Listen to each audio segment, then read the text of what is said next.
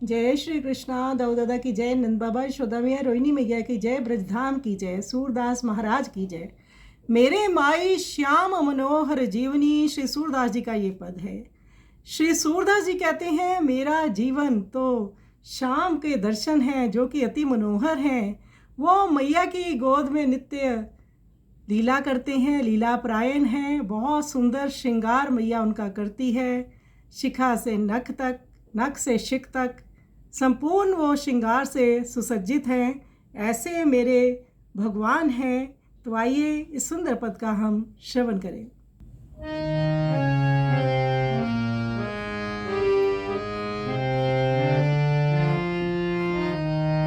मेरे माई श्याम मनोहर जीवनी, मेरे माई श्याम मनोहर जीवनी, निरखी नयन भूले बदन छवि, मधुरासनी पाया पीवनी।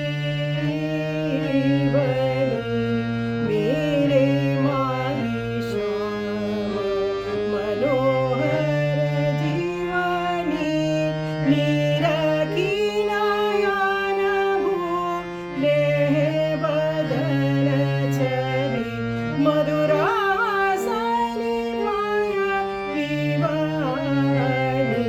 मेरे माई